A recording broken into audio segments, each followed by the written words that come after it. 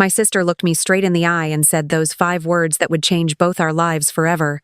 Go find another table. Then she smiled, that perfect smile she'd practiced since childhood, and handed me a bill for $3,270. You won't believe what happened next. My name is Rachel, and this is the true story of how one humiliating dinner became the most expensive mistake my family ever made. It started on a Tuesday evening in late September 2023. The kind of evening where Seattle's skyline glows golden in the sunset, where the air smells like rain and possibility. I was 27 years old, wearing my favorite navy dress, the one I'd saved up for months to buy. I'd just closed a $50,000 contract with a major tech company for my graphic design business. I felt successful. I felt proud. I felt like maybe, just maybe, this time my family would see me as more than the charity case they took in 22 years ago. Belmont's restaurant sat in the heart of downtown Seattle, all gleaming windows and crystal chandeliers. The kind of place where reservations took weeks and meals cost more than most people's monthly rent. My sister Victoria had texted me that morning. Family dinner tonight at Belmont's, 7 o'clock sharp. Wear something nice. Mom and Dad are paying. I should have known something was wrong. My family never invited me to their celebrations. Not without a reason. Not without a catch. I arrived exactly on time because being late would give them another reason to criticize me. The hostess led me through the dining room, past tables filled with Seattle's elite, past walls decorated with original artwork, past the open kitchen where chefs in white coats moved like dancers, and there, at a corner table with a view of the city lights, sat my family. Victoria saw me first. My older sister, 32 years old, blonde hair perfectly styled, designer dress hugging her gym-sculpted figure. She was the golden child, the one who could do no wrong, the biological daughter who reminded everyone daily that I was not. Her husband Mark sat beside her, checking his phone, barely looking up when I approached. My mother Patricia wore pearls and that expression she always had when looking at me, the one that said I was a disappointment she'd learned to tolerate. My father Gregory sat at the head of the table in his expensive suit, the successful real estate developer who'd built his empire on other people's dreams. And my brother Kenneth, 29, smugly scrolling through his phone, probably checking his bank account again. At the far end of the table sat Grandma Dorothy, my adoptive mother, Patricia's mother, the only person in this family who'd ever made me feel like I belonged. She was 87 years old, her hands shaking slightly as she held her water glass, but her eyes were sharp and clear. When she saw me, something flickered across her face, something that looked almost like sadness. I should have paid more attention to that look. "Hello, everyone," I said, forcing brightness into my voice. I pulled out the empty chair between Kenneth and Mark. That's when Victoria spoke. "Go find another table. This one's for family, not adopted girls." The words hit me like a physical blow. The entire restaurant seemed to go quiet, though I knew that was just my brain shutting down, trying to process what I'd just heard. Then the laughter started. Victoria threw her head back and laughed like she'd just told the funniest joke in the world. Mark chuckled. Kenneth snorted. My parents joined in, my mother's laugh high and brittle, my father's deep and dismissive. Other diners turned to stare. A waiter paused mid-step, uncertain whether to intervene. The chandeliers sparkled overhead, beautiful and indifferent, while I stood there clutching my purse, my face burning with humiliation. "Victoria, that's enough," I managed to say. My voice came out quieter than I wanted, shakier than I intended. "Oh, don't be so sensitive," my mother said, waving her manicured hand like she was brushing away a fly. "We're just teasing. You know how Victoria is." I knew exactly how Victoria was. I'd known for 22 years. But let me take you back. Way back. To understand what happened that night, you need to know my story. I was 5 years old when they adopted me. I remember that first Christmas with the Harrisons like it was yesterday. I woke up so excited. I'd never had a real Christmas before. In foster care, you got practical things, socks, underwear, maybe a toy if the foster family was particularly generous. We all gathered in the living room around this massive tree. It was at least 10 feet tall, decorated with expensive glass ornaments collected over generations. Presents were piled underneath like a mountain. Victoria squealed and dove into her pile. She got a new bike, a gorgeous pink one with streamers and a basket, a dollhouse that was 4 feet tall, an American Girl doll with all the accessories, clothes, books, games. She counted out loud. 23 presents. Mom, Dad, this is amazing. Kenneth got a video game console, the latest model that had just come out, a remote control car, sports equipment, a new winter jacket, more clothes, more games, 19 presents total. I sat there watching, waiting for my turn. Patricia smiled at me. "Rachel, honey, your presents are over there." She pointed to a small corner near the tree. I walked over. There were 3 wrapped boxes. 3. I opened them carefully, trying to make it last. Trying to make it feel like more. Box 1. A used book. Charlotte's Web. It was worn, pages yellowed, someone else's name crossed out inside. Box 2. A set of markers. The cheap kind from the drugstore, already dried out except for a few colors. Box 3. Socks. White socks. A 6-pack. I looked up. Victoria was assembling her dollhouse. Kenneth was setting up his video games, and Patricia was taking photos of them, smiling and laughing. "Do you like your presents, Rachel?" Patricia asked, camera still focused on Victoria. "Yes," I whispered. "Thank you." "Good. See how grateful she is, Gregory? She appreciates the simple things." I was 5 years old. I didn't understand yet that this was the pattern, that this would be my life. At dinner time, it was the same. "I'm hungry," I said softly one evening. "Can I have more?" Victoria snorted. "You're so small, you don't need more. Mom, tell her." "Victoria's right, sweetie. We don't want you to get sick from eating too much." On my plate, 1 small chicken breast, a spoonful of vegetables. On Victoria's plate, 2 chicken breasts, heaping vegetables, buttered rolls, dessert already promised. On Kenneth's plate, the same abundance. I learned to swallow my protests, learned to accept scraps, learned to be grateful. My bedroom was next to the laundry room. I could hear the pipes rattling in the walls. The carpet was stained. The wallpaper was peeling. A single bed with a thin mattress, a small dresser, and nothing else. Through the open door, I could see Victoria's room across the hall. It was enormous, easily 3 times the size of mine. A canopy bed with pink curtains, a wall of built-in bookshelves filled with books, a desk with a new computer, toys everywhere, a bay window overlooking the garden. "Why is Victoria's room so much bigger?" I asked once. "Because she's our real daughter," Patricia said simply. "You should be grateful to have your own room at all." Grateful. That word followed me everywhere. Now, back to that dinner. "Sit down, Rachel," my father ordered, his voice cutting through the laughter. "You're making a scene." I sat. I always sat. I always complied. Because making waves meant being ungrateful. Making waves meant being difficult. Making waves meant they might send me back, even though I was an adult now and there was nowhere to send me back to. Old fears die hard. The dinner continued around me like I was invisible. Victoria talked about her new Mercedes, her voice dripping with pride. Kenneth discussed his recent promotion at the bank, junior vice president at 29. My parents acted like he'd just won the Nobel Prize. My mother actually teared up with pride. My father ordered champagne to celebrate. I tried once to mention my contract, the $50,000 deal I'd worked months to secure. "That's nice, dear," my mother said, cutting me off mid-sentence. "Kenneth, tell us more about your bonus structure." Just like that, I ceased to exist. The meal was extraordinary. At least it looked extraordinary. I could barely taste anything. Victoria ordered oysters, then lobster bisque, then filet mignon with truffle butter.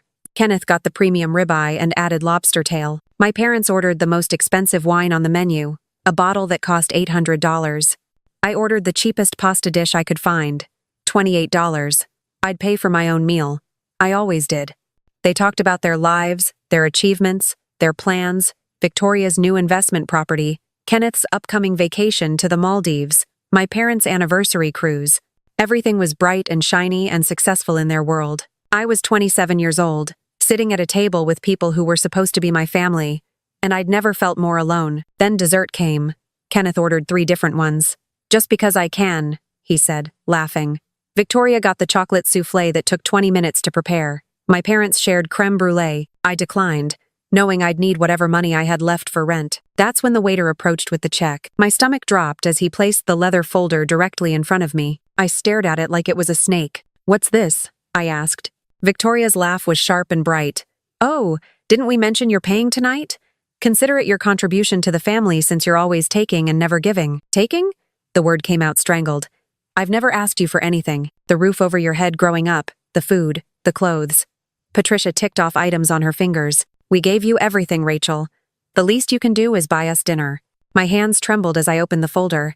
The total made my vision blur. $3,270. They'd ordered the most expensive wines, multiple appetizers, premium steaks, lobster tails. Kenneth had ordered 3 desserts just because he could. "I can't afford this," I whispered. "Of course you can," Victoria said sweetly. "You just told us about your big client. $50,000, wasn't it? This is nothing to you now." The truth was that $50,000 was spread over 6 months of work, and most of it was already allocated to business expenses, rent, and paying off the student loans my family had refused to help with. This single dinner would wipe out my savings. But I couldn't make another scene, couldn't give them more ammunition to call me ungrateful, difficult, dramatic. With shaking hands, I pulled out my credit card and placed it in the folder. The waiter whisked it away, and I forced myself to smile, to sip my water, to pretend this wasn't devastating me. When the waiter returned with my card and receipt, I signed with numb fingers. $3,270 for the privilege of being humiliated by people who called themselves my family. 3 days later, my phone rang. Thomas Morrison, the lawyer who'd helped me form my LLC. Rachel, I need you to come to my office immediately. It's about Dorothy Harrison. My heart stopped. Is she okay? Just come. Please. I drove there in a daze. Thomas met me at the door, his face grave but his eyes strange, like he was trying not to smile. Sit down, he said. Thomas, Dorothy Harrison passed away this morning. The world tilted. Grandma Dorothy, the only person who'd ever loved me. Gone. She had pancreatic cancer, Thomas continued gently. Stage 4. She'd known for months but didn't tell anyone except me. She wanted to put her affairs in order first. Affairs? Thomas slid a thick folder across his desk. Rachel, Dorothy Harrison left you everything. I blinked. What? Everything. Her entire estate. The businesses, the properties, the investments, the cash. All of it goes to you. But, Victoria, Kenneth? My parents? Get nothing. She was very specific. She watched what happened at that dinner, Rachel. She told me she'd suspected for years how they treated you. But seeing it in person, seeing them humiliate you and then stick you with that bill. He paused. She said it confirmed everything. My head was spinning. How much are we talking about? Thomas looked me dead in the eye. $3 billion. The room spun. What? Dorothy Harrison was one of the wealthiest women in Washington state. She built a tech empire in the 80s and 90s, sold it for billions, then invested brilliantly. She owned commercial real estate across 3 states, had stakes in dozens of companies, and her investment portfolio alone is worth over $1 billion. I couldn't breathe. $3 billion. She left your adoptive family nothing. In fact, she left a letter.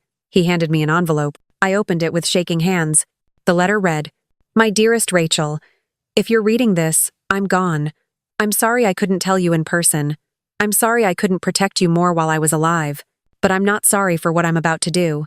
I've watched for 22 years as my daughter Patricia and her family treated you like garbage. I watched them take state money meant for your care and spend it on themselves. I watched them give you scraps while showering their biological children with everything. I watched them break your spirit piece by piece, and I hated myself for not stopping it sooner. But I'm stopping it now. That dinner at Belmont's was the final straw. When Victoria told you to find another table, when they all laughed, when they stuck you with that obscene bill knowing it would devastate you financially, I knew I couldn't wait any longer. You are the only decent person in that family, Rachel. You survived their cruelty and remained kind. You worked hard despite their sabotage. You became successful despite their attempts to keep you small. This money isn't just an inheritance, it's justice. Patricia, Gregory, Victoria, and Kenneth will receive nothing from me. They've taken enough. They've had enough. Now it's your turn. Use this money however you want. Build businesses, travel the world, help others who suffered like you did, or simply live the life you deserve, free from their cruelty. You were always my real family, Rachel. Not because of blood, but because of character. I love you. I'm proud of you. And I'm sorry I couldn't do more while I was alive to make them see your worth. Live well, my darling girl. That's the best revenge. All my love, Grandma Dorothy. I read it 3 times before I could speak. She really left me $3 billion? Every penny. And Rachel? Thomas leaned forward. Your family doesn't know yet. The will reading is scheduled for next week, but you need to prepare yourself. When they find out, they're going to lose their minds. That's putting it mildly. The will reading. The law office conference room felt too small for the rage contained within it. Victoria was screaming. This is fraud. She wasn't in her right mind. We'll contest this. You can try, Thomas said calmly. But Mrs. Harrison had 3 separate psychiatric evaluations in the weeks before her death. All confirmed she was completely lucid and of sound mind. She knew exactly what she was doing. Patricia was sobbing. How could Mother do this? After everything we did for her. Everything you did for her? I said quietly. Everyone turned to look at me. What exactly did you do for her? Visit once a month for an hour? Call on holidays? I visited her every Sunday for 22 years. I spent time with her. I cared about her. Not because she had money. I didn't even know she had money, but because she was kind to me. You manipulated her, Kenneth shouted. You turned her against us. I didn't have to, I replied. You did that yourselves, especially at that dinner. Victoria's face went white. She was there. At Belmont's. Oh my God, she was there. She saw everything, Thomas confirmed. How you humiliated Rachel, how you all laughed, how you stuck her with a $3,000 bill knowing it would financially devastate her. Mrs. Harrison watched her granddaughter be treated like garbage by her own daughter and grandchildren. That's why she did this. We'll sue, Gregory thundered. We'll take this to court. You'll lose, Thomas interrupted. The will is airtight. And while we're on the subject of court, he slid another folder across the table. Mrs. Harrison also instructed me to conduct an audit of the state adoption subsidies you received for Rachel, $1,500 per month for 17 years. That's over $300,000. Care to explain where that money went? The room went silent. Because Rachel's bank records show you claimed she was a financial burden, but you never spent that money on her. In fact, you spent maybe 20% of it on her while pocketing the rest. That's fraud. Mr. and Mrs. Harrison. Federal fraud. Patricia's face crumbled. You can't prove. I can, Mrs. Harrison hired investigators. We have bank statements, receipts, school records, medical records. We have evidence that Rachel wore hand-me-downs while Victoria got designer clothes, that Rachel ate smaller portions while Kenneth got seconds, that Rachel shared a room with storage boxes while your biological children got decorated bedrooms. The state money was meant for Rachel's care, and you stole it. What do you want? Gregory asked, his voice hollow. Thomas looked at me. I took a deep breath. I want you to admit what you did. To me. Right now. Silence. Say it, I demanded. Say that you adopted me for the money. Say that you never loved me. Say that you spent 22 years making me feel worthless while stealing money meant for my care. Say it out loud, or Thomas files charges tomorrow. Patricia broke first. We needed the money. Gregory's business was struggling. We thought it wouldn't hurt you. You were just a child. You wouldn't know the difference. But I did know, I said softly. I knew every single day that I was different, that I was less, that I didn't belong. You made sure I knew it. Victoria looked at the floor. Kenneth stared at his hands. Gregory said nothing. That's what I thought. I stood up. You get nothing from Grandma Dorothy's estate, but I'll do you one favor. I won't press charges for the fraud. Consider it my final gift to you, the gift of not destroying your lives completely. Rachel. Patricia reached for me. I stepped back. Don't. We're done. You're not my family. You never were. I walked out of that conference room and never looked back. The first thing I did with my inheritance was establish the Dorothy Harrison Foundation for Adopted Children. Not because it sounded good or made me look charitable, but because I knew firsthand how many kids were trapped in situations like mine. The foundation would provide legal support, counseling, emergency housing, and educational funding for adopted children suffering abuse or exploitation. My first case was a 13-year-old girl whose adoptive parents were using her as free labor, cooking, cleaning, babysitting their biological children while they went on vacations without her. We got her out, got her therapy, got her into a better home. She's in college now, studying to be a social worker. The second case was twin brothers whose adoptive father physically abused them while treating his biological son like a prince. We got them out, got them therapy, got them into a good school. Story after story. Kids who'd been taken in and broken down. Kids who deserved better. Kids like I'd been. Within 2 years, we'd helped over 1,000 children. My family's downfall was swift. Without Grandma Dorothy's protection, the house of cards collapsed. Victoria's investment property? Failed. Her Mercedes? Repossessed. Her marriage? Dissolved. Last I heard, she was working in telemarketing, barely making rent. Kenneth's bank promotion came with a scandal, questionable lending practices. He was fired. Couldn't find another position at his level. Working in car sales now. My parents faced the worst consequences. The IRS had been watching Gregory's real estate empire for years. Tax evasion. Fraud. With Dorothy's protection gone, the investigation moved forward. Federal charges. Trials. My father got 8 years in federal prison. My mother got 3 years as an accessory.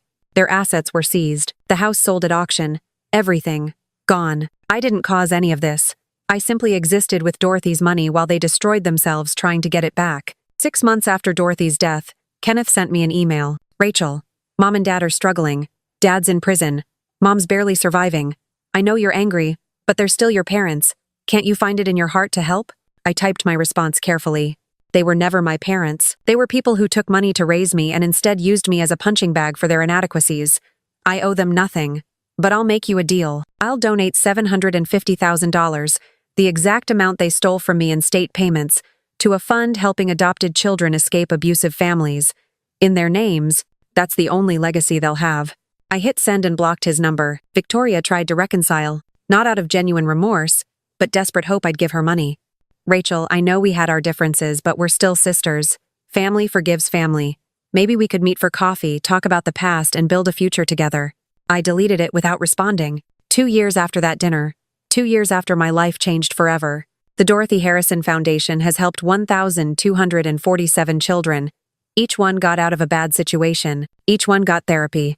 Each one got a chance at a real family or, failing that, the resources to build good lives on their own. I expanded my graphic design business into a full creative agency. We specialize in branding for nonprofits and social impact companies. Annual revenue, over $8 million, 23 employees. Featured in Forbes, Incorporated, and Entrepreneur magazine. Not as the adopted girl who inherited billions. As a CEO, a businesswoman, a philanthropist. I own 4 properties, travel when I want, help who I want, live the life I want. And my family? Gregory is still in prison. 5 more years on his sentence. Patricia lives in subsidized housing. Her health is failing. She's alone. Victoria works multiple minimum wage jobs. Still blaming me. Still bitter. Kenneth is rebuilding slowly. He's in therapy, working on himself. I genuinely hope it works out for him, but from a distance. Do I feel guilty? No. Do I feel satisfaction? Not exactly. What I feel is peace. Here's what people don't understand about that $3 billion. It wasn't the money that changed my life. It was the permission. Permission to stop trying to earn love from people who'd never give it. Permission to stop making myself small to make them comfortable. Permission to build the life I wanted instead of the life they told me I deserved. Grandma Dorothy didn't just leave me money. She left me validation. She left me proof that I was worthy of being chosen.